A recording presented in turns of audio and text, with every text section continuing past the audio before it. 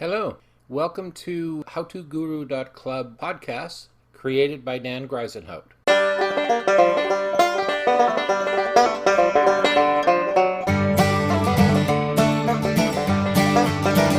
Hello, everyone. This is Dan Grijzenhout talking to you again. Today, I want to talk to you about consulting and basically what it means to be a consultant. I entitled it Introduction to Consulting, and it's a companion presentation to the last presentation I did, which was consulting disciplines.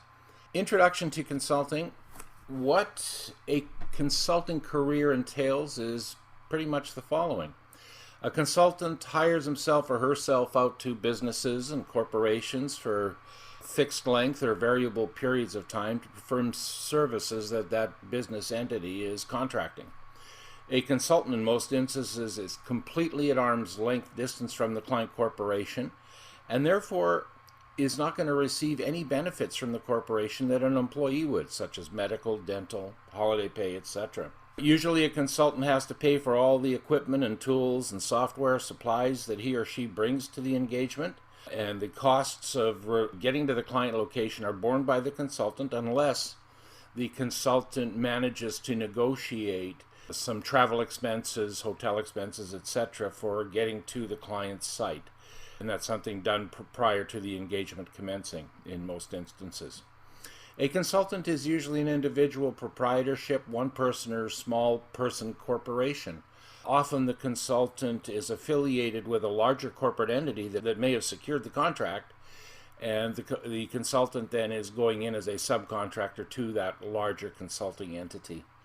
Actually, though, sometimes individual consultants, when they are becoming successful and are starting to bring in enough business, they end up bringing consultants in under themselves, and they become a consulting entity in their own right.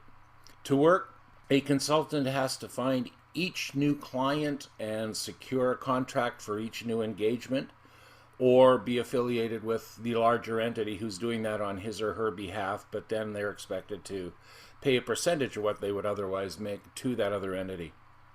A consultant, when working, usually submits periodic invoices to the client on a bi-weekly, semi-monthly, or monthly basis, and then waits to be paid by the client based on the payment terms they've defined with that client. And hopefully they are setting terms that are not too far out so that the consultant does not end up financially at risk.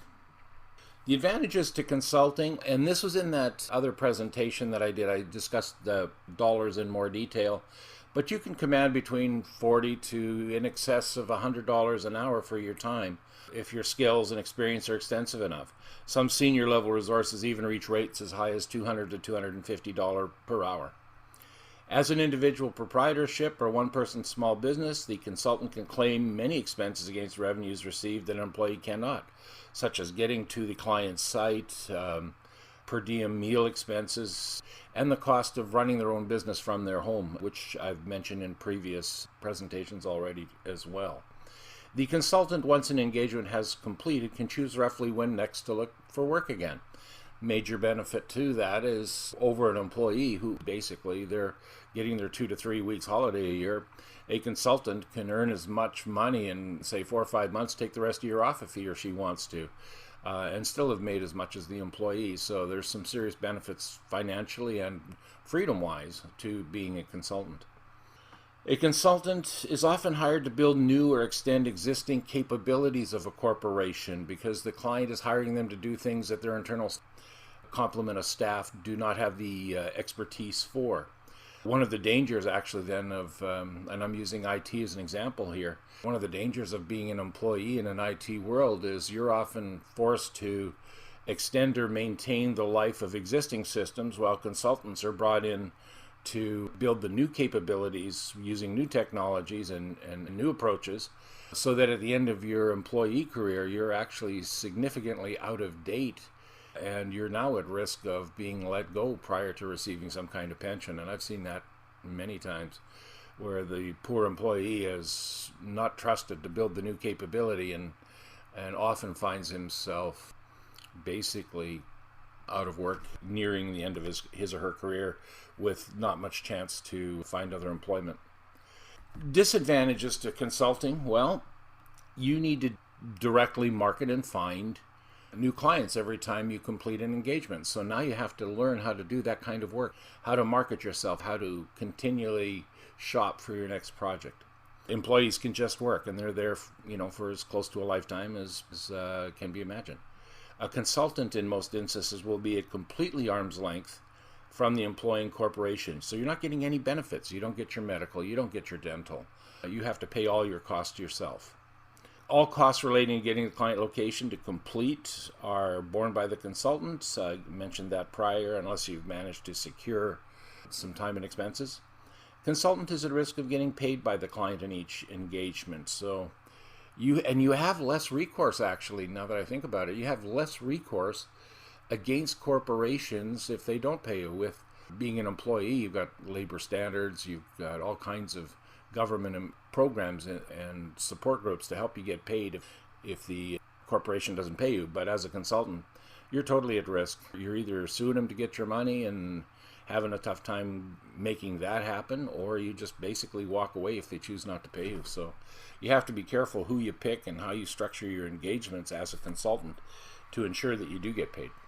To become a consultant, well, first you've got to put in the time and studying to be able to sell yourself on projects. They've got to like your resume, and that can take years to build that resume, especially if you're going into some of the more complex disciplines like business consulting, financial consulting, marketing, and IT.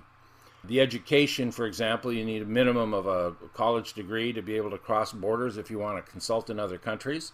For example, trade NAFTA status with US and Mexico. You work as an affiliated representative of a consulting company. That'll help you get into another country if you don't have the degree, but that would be the only way. So you have to basically be representing and be on payroll usually for some other company in order to cross the border and do the work if you're not able to get trade NAFTA status yourself. The resume has to document your experience levels to respective clients, and it's got to be significant enough that they do want to hire you. You're going to be needing your own toolkit, basically, your own computer, your templates, agreements, proposal examples, deliverables, usable references, and they will call them, and access to and registration on several field-related staffing resourcing databases for consultants, which you're going to be putting yourself out there to have other people try and find you work as well, because it's tough to do it just by yourself. Consulting requirements. Being a consultant requires learning how to find clients for your services, how to use bulletin boards, use LinkedIn, Google+, Facebook, other social media methods to get the word out there that you know what you're doing, you're a skill that can be used in a certain discipline, and you're available. How to use the project headhunters out there, how to make sure that you're protecting your rights and your financial income when going through someone else. So you've got to know how to negotiate with those people. You have to know where to go and drum up business. Where are the jobs being posted that you're interested in and can obtain?